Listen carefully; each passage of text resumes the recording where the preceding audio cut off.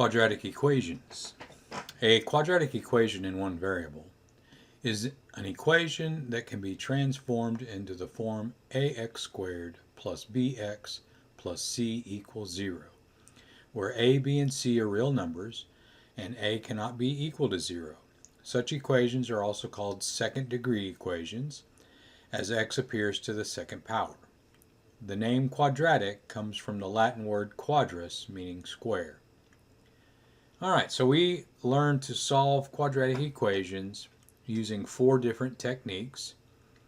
We will learn solving by factoring, solving by extracting square roots, solve by completing the square, and solving by the quadratic formula.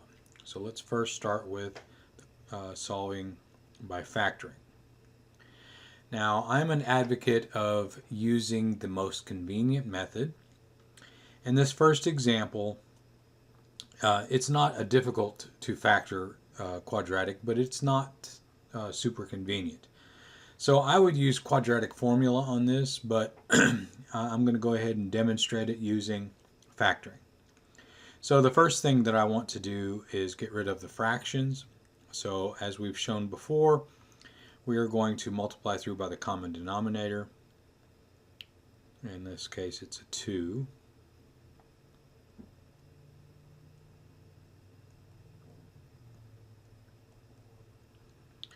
And so that gives us 2x squared plus 5x equals 3. And now to be able to solve a quadratic, we need to have everything on the left and a 0 on the right. So it needs to be in that general form, ax squared plus bx plus c equals 0. So I'm going to subtract 3 from both sides.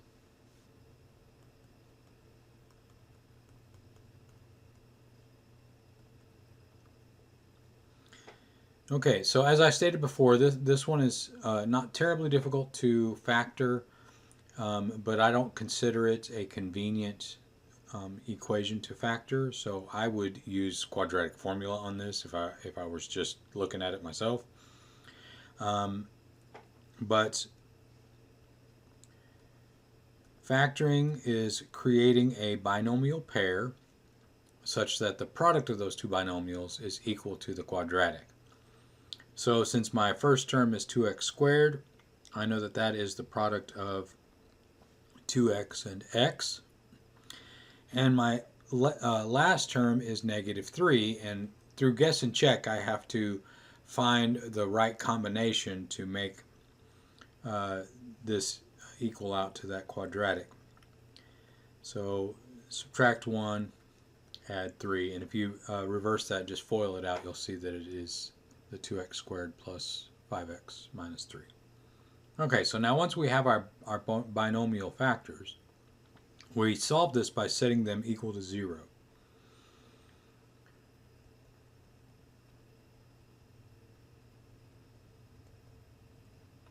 Solve the first one by adding 1 and then dividing by 2. And then solve the second one by subtracting 3. So we get x is equal to 1/2 or x is equal to negative 3.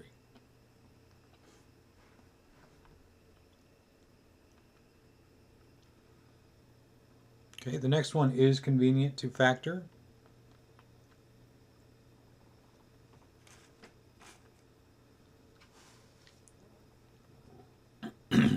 So again, we're going to put this in standard form. So I'm going to subtract 6s.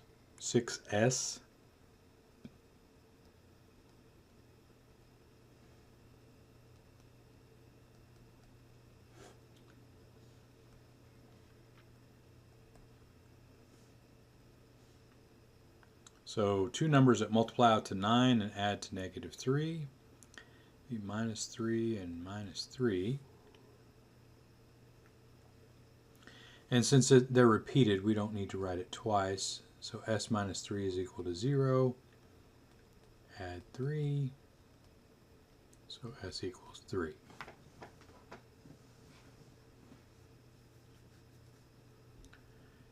In the next example, we're going to factor out the GCF. And I see that they both have a 5x in common, so I would factor out 5x. And so 5x squared divided by 5x leaves me x. And 10x divided by 5x gives me 2. Now set each of these factors equal to 0.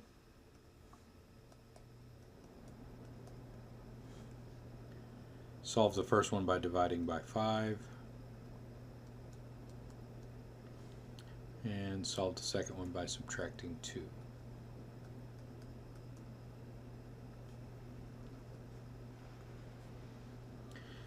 So solving by factoring is one of the fastest methods for solving quadratics, but again, it's really only good when it's convenient to factor. Alright, so the next one is extracting square roots. And this is another method that's only convenient whenever it's got the right format. So in this one, we have something squared on the left and a number on the right. And to solve this, we're going to take the square root of both sides. So I would take the square root of 2x plus 3 squared and the square root of 8. And when we take the square root of 2x plus 3 squared, we only get 2x plus 3. And on the right hand side, because we're taking the square root of a variable squared, we have to consider the possibility that it's either a positive or a negative. So the right hand side becomes plus or minus the square root of 8. Now I can simplify that to plus or minus 2 square root of 2, and then subtract 3,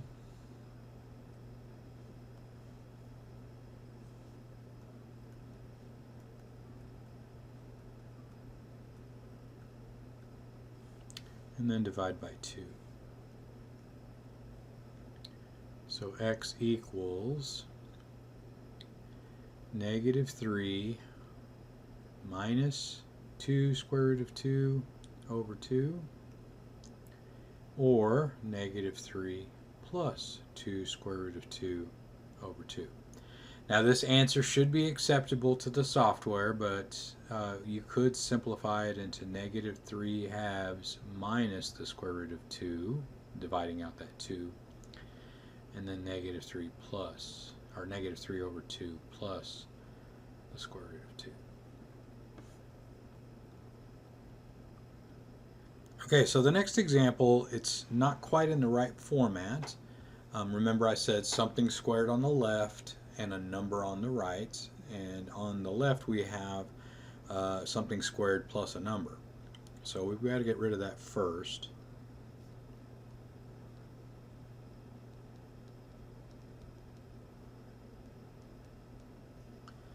And now we're ready to extract square roots. So I'm going to take the square root of x minus 5 squared. So on the left I get x minus 5, and on the right I get plus or minus the square root of negative 4. Now from our previous lessons we learned that the square root of negative 4 is imaginary, and so the square root of negative 4 is going to be 2i. And then to solve this, I can add 5, and I get x equals 5 plus or minus 2i, and then that can be split into 5 minus 2i and 5 plus 2i.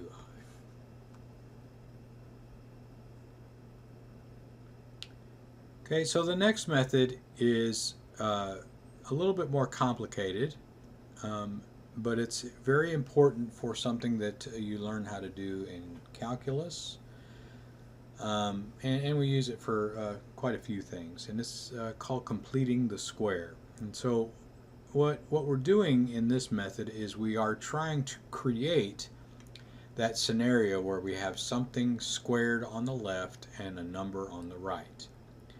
So the procedure is written out here using A's, B's, and C's, and I'm going to go ahead and read through that, but the understanding of it will occur when we actually do an example. Alright, so the first thing we've got to do is make sure our equation is in that general form, ax squared plus bx plus c equals 0. And we transition that by moving the constant term to the other side. Remember, we're trying to create something squared on the left equals some number, so we're going to move that constant to the right, so we would subtract c. Now, if there is a coefficient other than 1 in front of x squared, we're going to divide that out. So we have to divide everything through by the a. And then step 3, we're going to take half of the middle coefficient and square it and add that to both sides of our equation. So what this does is it gives us a perfect square trinomial on the left and then a number on the right. And so once we have that, we can extract square roots. So this method is for those quadratics that are inconvenient to factor. And we're about to learn quadratic formula, but like I said, completing the square gives us some other important things. So let's go ahead and dive into an example. So we're going to go through this, the four-step process. So step 1, we're going to move that negative 6 to the other side. So x squared minus 2x, and I'm going to leave a space because I'm going to have to do the coefficient division by 2. Okay, so step 2, we divide out a, and a is 1, so we don't have to do the divide out a. So we're going to go ahead and go to step 3, and that's where we take half of the b, half of that second coefficient,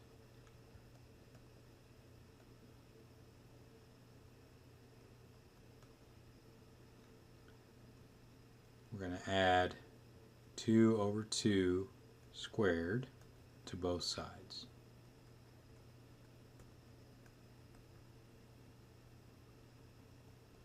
So that gives me x squared minus 2x. 2 over 2 is 1, and 1 squared is 1.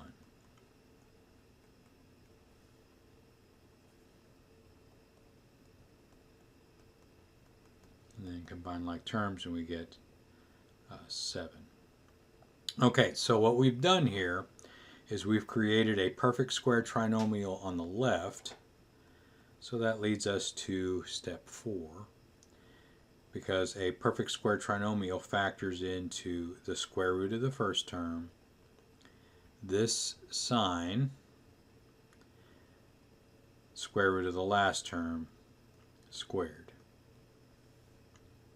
And as you can see, that gives us that form, something squared on the left, a number on the right.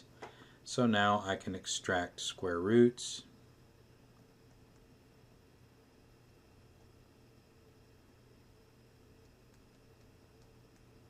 As we did in our previous method.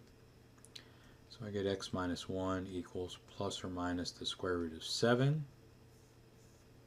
That's relatively prime, so I am going to add 1.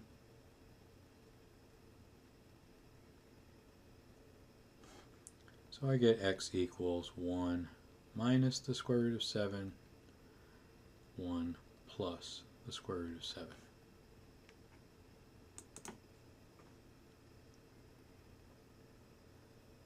All right, here's another example. This one has an a greater than 1. And again, I'm all about convenience. I'm going to show you this one because you'll need it for that procedure that we do in calculus. But I'm all about do the method that's most convenient, and for this one I would definitely do the quadratic formula. But let me demonstrate it just so you can see how it works. Alright, so it's already in the right form. We've got the x's on the left and number on the right.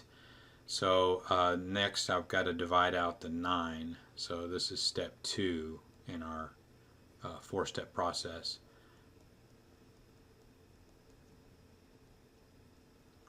So I'm going to divide by 9, and I got to divide everything by 9.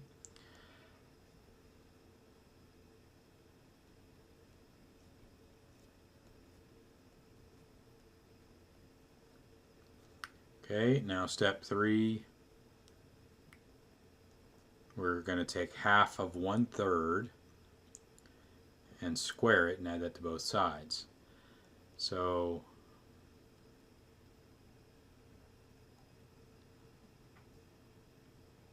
that's 1/3 times 1/2 squared.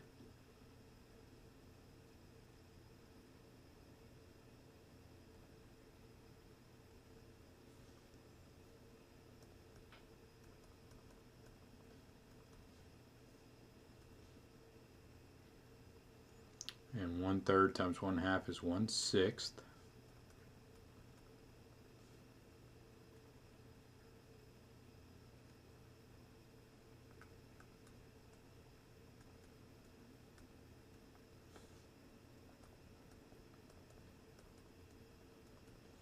And 1/6 squared is 1/36.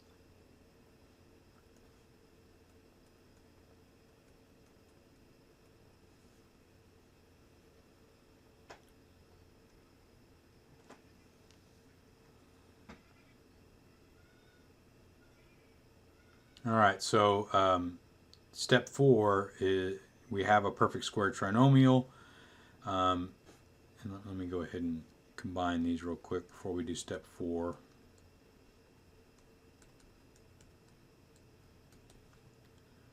Let's see, 2/9, I can rewrite that in 36 by multiplying top and bottom by 4, so that would be 8/36. And so 8 plus 1 is 9. So this is going to be x plus 1/6 squared equals, now combine these, that's 9/36, which is 1/4. Okay, and now we can take the square root of both sides.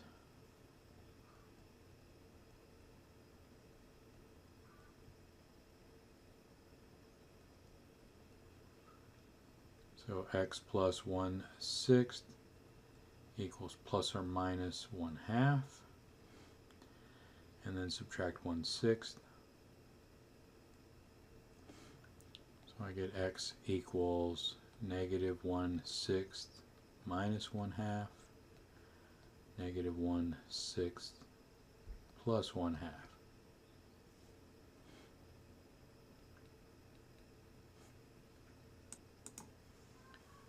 Negative 1/6 minus 1/2 is going to give us negative 2/3.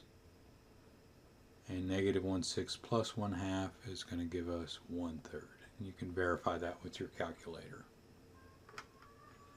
So as you can see, this one was not super convenient to use completing the square. I just wanted to demonstrate what it looks like to do it that way. And in your homework and on your exams, it will specify, use completing the square to solve this. And they do make you show steps in the completing the square problem. So you are going to need to know how to do this. But on the exam, I don't specify which method to use. And I encourage you to use, I like my students to think about a math problem and use the method that is best suited for the problem itself. I don't like rote memorization, roboted out. I want you to be thinking for yourself. Okay, so that leads us to the quadratic formula, and hopefully most of you have this memorized already, but if you don't, you need to commit it to memory. The quadratic formula is often referred to as the universal solution. It will solve any quadratic of any form. Um, it's a great tool. So the formula is the solution of the general quadratic equation ax squared plus bx equals c. Um, and that formula is x equals negative b plus or minus the square root of b squared minus 4ac all over 2a. And this formula was derived using the method of completing the square. Now, not only is it a convenient method, but we also use this when we are looking at the nature of the solutions of a quadratic equation. Sometimes we want to know how many solutions does it have? Are they real? Are they complex? What are they? We want to know something about it. If we solve the piece under the radical, the b squared minus 4ac, it will tell us the nature of the solution. And this little piece is called the discriminant. So the rules for the discriminant are as follows. I'm trying to zoom out so you can see the whole thing, and it looks like I've got it cut off on my notes, so I'll tell you what it says. All right, so if the discriminant is positive, in other words, greater than 0, that tells us that there are two distinct real solutions. Okay, and it doesn't say anything about them except that they are real. They could be rational, they could be irrational, but what that's telling us is that the parabola, the graph of the quadratic, intersects the x-axis in two distinct places. Okay, the second result is if the discriminant is equal to 0, then that tells us that the graph touches the x-axis in one place. It doesn't cross it, but it is also real. And then the third result is if the discriminant is negative or less than 0, then it tells me that the solution is going to be complex. There are two of them, two distinct solutions. They are complex, so they're going to have i's in them. And this tells me that the parabola does not intersect the x-axis at any place. Okay? So this is an important thing to note. Just you can look at that and do a quick calculation and know and understand what the graph is going to do. Okay, so let's solve a couple of examples using the quadratic formula, and I'm going to talk about the discriminant in each one of these examples. So first, we need to put our quadratic in general form. So I'm going to subtract 1.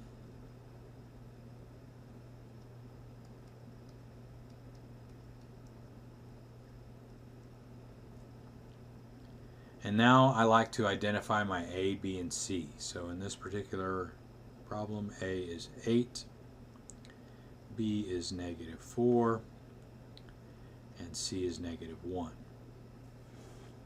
Okay, and the best way to memorize the quadratic formula is to write it out every time you use it. So x equals negative b plus or minus the square root of b squared minus 4ac all over 2a. So now plug in our values. So negative 4 plus or minus the square root of b squared minus 4ac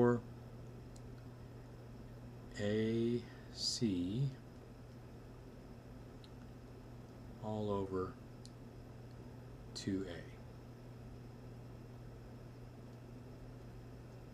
Okay, so the first thing that we want to do is calculate the discriminant. So I'm going to do the negative 4 squared minus 4 times 8 times negative 1, and that gives me 48. So x equals negative negative 4, so that's 4 plus or minus the square root of 48 over 2 times 8 is 16.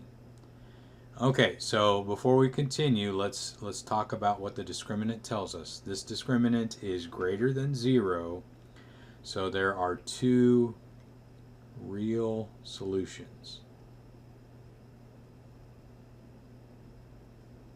Okay, so that means that it crosses the x-axis in two places. It has two x-intercepts, and we're about to find those. Okay, so now let's simplify this. So I think I showed this in an earlier video, but let's break down the square root of 48. That's 2 times 24, which is 2 times 12, which is 2 times 6, which is 2 times 3. And I've got two pairs of 2's, so x is equal to 4 plus or minus 2 times the square root of 3 over 16. So x equals 4 plus or minus 4 square root of 3 over 16. And that will reduce by 4. So I get 1 plus or minus the square root of 3 over 4. Now, the software is most likely going to want you to write that separately. So 1 minus the square root of 3 over 4. And 1 plus the square root of 3 over 4. And I believe that it'll also let you write it in decimal form, and just read the directions on the problem to see how many decimal places it wants it rounded to.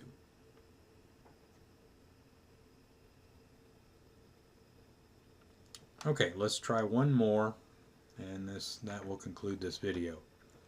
So this one's already in general form, so let's identify A, B, and C. So A is 1, B is 6, and C is 13. So x equals negative b plus or minus the square root of b squared minus 4ac all over 2a.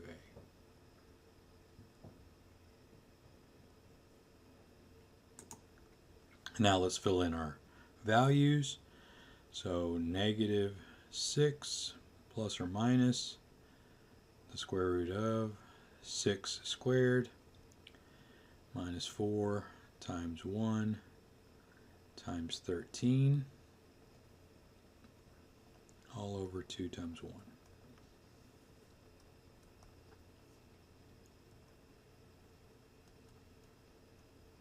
Okay, let's calculate our discriminant.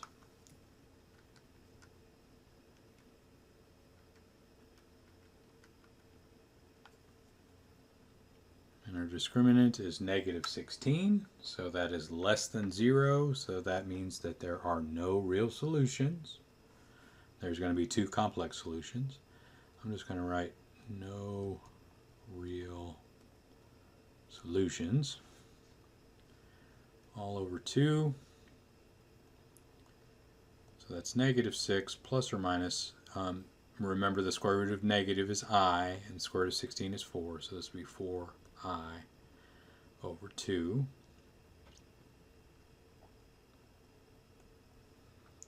So x is equal to negative 6 minus 4i over 2, negative 6 plus 4i over 2. And we should reduce this and write it in standard form. So negative 6 divided by 2 is negative 3. 4 divided by 2 is 2.